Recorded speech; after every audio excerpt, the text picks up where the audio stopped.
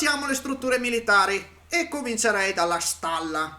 Dovrei partire dalla caserma, che sarebbe la struttura, quella, la prima struttura militare che si va a costruire, che poi andrà a sbloccare tutte le altre. Però vorrei partire dalla stalla, perché senza la stalla, oltre reclutare appunto cavalleria e fanteria, perché funge anche da caserma anche questa, adesso c'è una confusione in testa madornale. La stalla è la struttura che ti permette di sbloccare i potenziamenti alle fattorie. Sembra strano, ma è così. Tra l'altro, io il potenziamento, piuttosto che un consiglio, piuttosto che farglielo fare sbloccare dalla stalla, potrei aver dato questo potenziamento ai silos. Ai silos. Perché dato che sono più legati alla fattoria, ad esempio, metto un silos di livello, lo faccio alzare a livello 2 e posso potenziare le fattorie di livello 2. Eh sì, anche perché se ci pensi, per potenziare le fattorie non c'è un potenziamento che migliora automaticamente tutte le fattorie. Le fattorie devi potenziarle singolarmente a fattoria, quindi diciamo che fra il rapporto qualità prezzo benefici, insomma, non credo convinca, non credo insomma sia molto buono, diciamo, soprattutto ai primi tempi. Servirebbe un potenziamento che potenzi subito tutte le fattorie, non un potenziamento per ogni fattoria. Tanto potete vedere anche una ripresa alquanto paraplegica della cavalleria che ho messo qua in mostra per voi. Tra l'altro si possono anche notare tutte le mosche che girano attorno, spettacolari. Poi abbiamo un altro tipo di struttura che si chiama palaestra, tutt'altro che il classico campo d'addestramento della caserma, insomma, dove nel vecchio Sparta era quello che consentiva di reclutare i tiratori, ma in questo caso ci permette di reclutare delle milizie che sono più o meno qua si posso chiamarle carne da macello, perché sono delle unità a parte molto belle perché hanno solamente un elmo fighissimo, sono dei civili. Questi miliziani sono nient'altro che dei civili con un elmo fighissimo e armati fino ai denti, però hanno un'armatura veramente, sì, è variabile, perché può variare dallo scudo, da quello che gli dà in dotazione, però c'ha 115 di vita. In poche parole, gli dai una sberla o gli soffi sopra e questo qua cade per terra. Giusto? Esatto, sì, certo, infatti. Diciamo che la milizia serve principalmente come esercito iniziale, proprio come guarnigione. Cioè, Ma diciamo che possiamo usarla come, appunto, come hai detto tu, da carne da macello. Non so se vuoi parlare dell'abilità passiva che potrebbe appunto aumentare l'interesse verso questa truppa. però lo vorrei parlare dopo quando tratteremo le unità. A seguire, prossima struttura è la caserma, quindi quella vera e propria.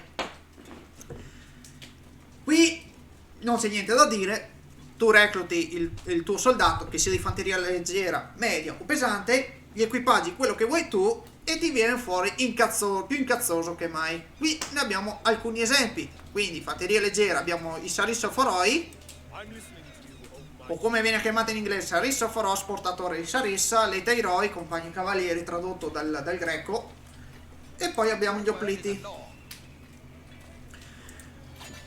A seguire, Molto belli. molto bello, molto cazzuto.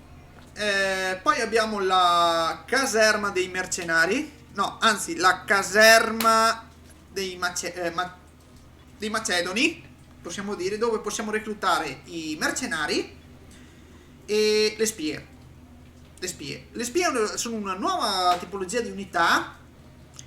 Non ho mai testato in un multiplayer questa tipologia di unità, perché possono prendere le sembianze di una fazione, di una delle unità nemiche, magari se anche fortificata può anche aprire le porte.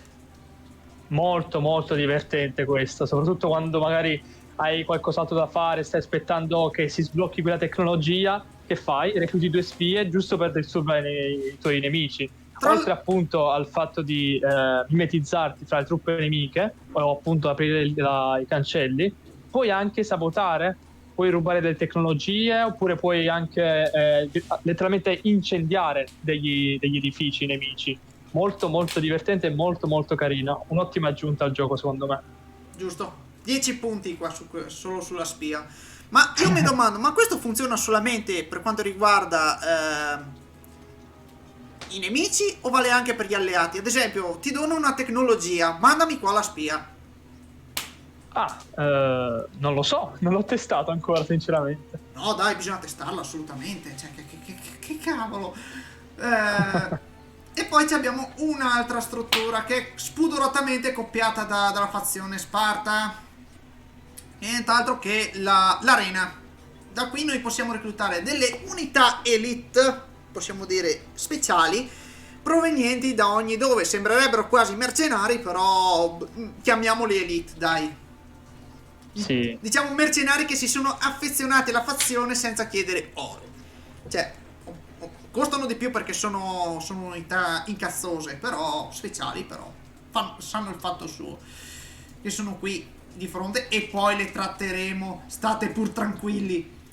E poi abbiamo la machine shop, ovvero il negozio di macchine, dove possiamo costruire 4 tipologie di macchine. O quasi. Abbiamo 2 tipi di carri, quello normale e quello falcato, che viene sbloccato attraverso una ricerca apposita. Abbiamo la catapulta e la balista, che tra l'altro al posto della catapulta e della balista, caro Jota, se è possibile, sarebbe meglio mettere il polibolos al posto della balista e un litobolos al posto della catapulta, perché se avete visto il video della balestra dell'altro canale in cui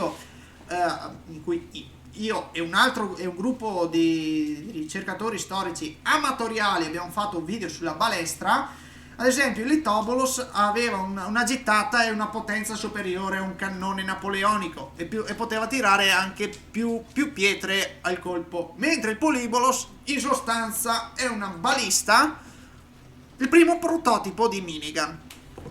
Chiusa parentesi. Detto ciò, c'è un'ultima struttura, anzi 2 tipi di strutture da vedere, ovvero la capanna del mago, dove noi possiamo reclutare questi barboni, che sono senza tetto, reclutati per pochi soldi, dove hanno l'abilità di curare l'esercito e creare lo scudo di fuoco, che non so esattamente in cosa consiste, magari tu lo sai. No, io queste truppe purtroppo non le uso molto, uso più la fanteria, diciamo, quelle unità di supporto. Queste truppe tipo i maghi o le sibille per Sparta hanno tutte abilità diverse e conoscere tutte deve avere le tue ore di gameplay. Sì, assolutamente. Invece come ultime strutture da trattare sono le mura, che il gioco le chiama fortificazioni, giustamente. All'inizio, a differenza dei vecchi Sparta, tu potevi direttamente costruire le palizzate già a inizio gioco, quindi cominciavi subito a fortificarti. In questo caso bisogna ricercare attraverso la forgia il bronze casting di livello 2 per quanto riguarda la palizzata e il livello 3 per quanto riguarda le mura vere e proprie, quelle in sasso. Tra l'altro, con l'utilizzo basta avere un laboratorio, per quello che mi ricordo, per avere fare la patrol tower, sia per quanto riguarda la palizzata sia per quanto riguarda le mura. Sì, i torrioni, insomma. Torrioni, esatto. Dimentichi lo stendardo, quello davanti alla miniera. Urco, sì, questa qui è considerata come meraviglia, signori miei. Guarda qua che bella meraviglia, 2 pezzi di legno con due pezzi di stoffa. Cioè, bello da vedere, però avrei fatto qualcosina di più, per i gusti miei. Questo, diciamo, il banner, questo Macedonian banner, fornisce un range dove conferisce ad esempio un boost in danno, in velocità di attacco e dovrebbe essere schivata? Sì. I nemici quindi danno meno 10% di danno entro 30 metri, sì, insomma, sì. Sì. Diminuisce l'attacco dei nemici. Insomma, si diventano uber potenti all'interno di quell'area. Fuori invece possono essere massacrati a piacere. Parlando invece di unità, abbiamo prima parlato degli schiavi, sono coloro che costruiscono le strutture, le aggiustano, entrano nelle strutture particolari come forze e laboratori e raccolgono armi e risorse. Per quanto riguarda le unità militari, abbiamo parlato prima della milizia.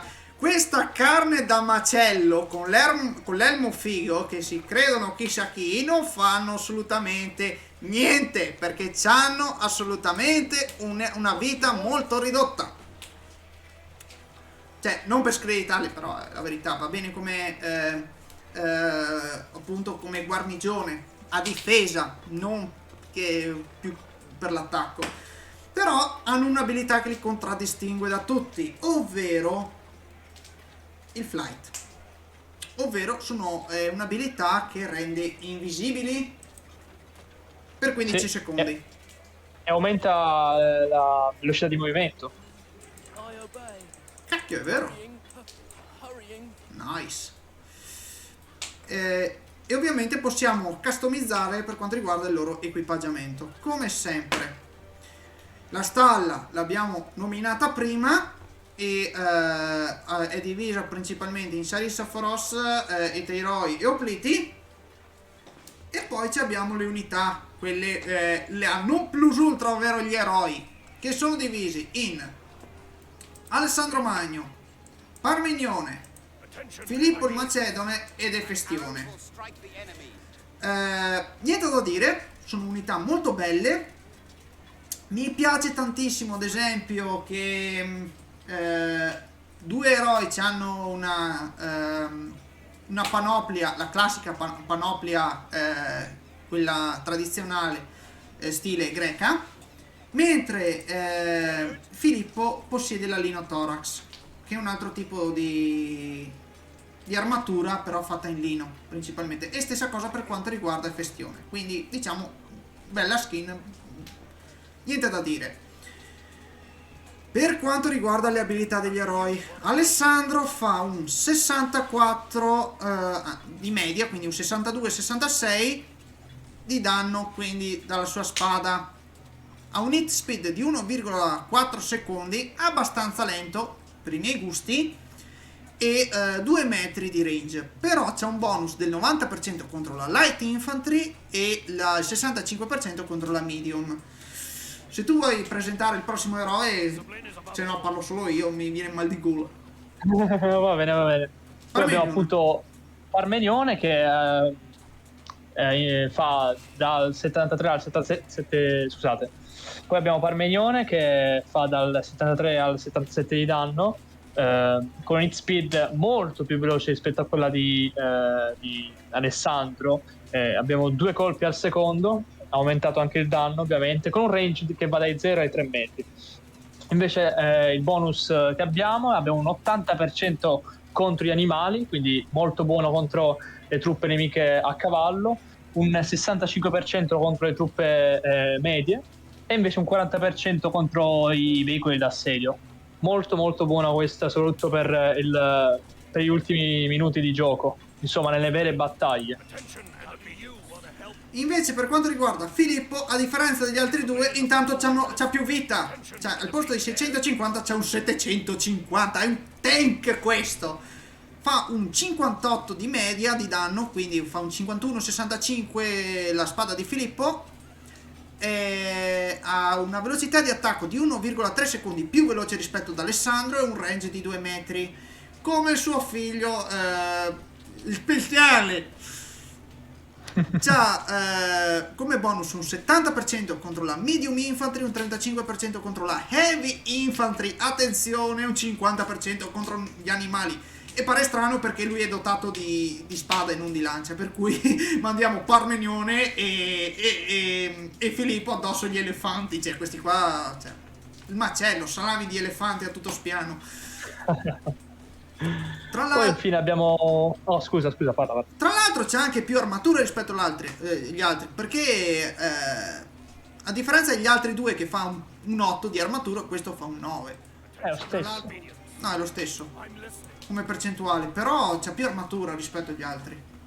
No, signor Filippo, non butti a terra, non pianti la lama a terra, si sminchia la lama, dai. Anche lei. Si smussa. Si smussa, dai. Invece, puoi presentare Festione? Oh sì, certo, abbiamo appunto Efestione lì con 620 di vita, con un danno che varia dai 61 ai 65, quindi molto molto buono, con hit speed relativamente più bassa rispetto a quello che abbiamo visto Parmenione, quindi tra tutti gli eroi Parmenione è quello che ha una velocità d'attacco più veloce di 2, quindi Efestione ha uno di 1,8. No, semmai Sì? è il più lento Festione perché tira un colpo ogni 2 secondi. Sì, cioè tira un colpo ogni 1,8 secondi, mentre Parmenione è più veloce. No, Parmenione è più lento semmai, perché lui tira un colpo ogni 1,8 secondi. Oddio, mi sono incartato, ok, niente, pensavo fossero 2 colpi al secondo, cioè sì, proprio. Capita. Ecco, ci sta molto disfatto, iscritti miei, siete salvi, credo.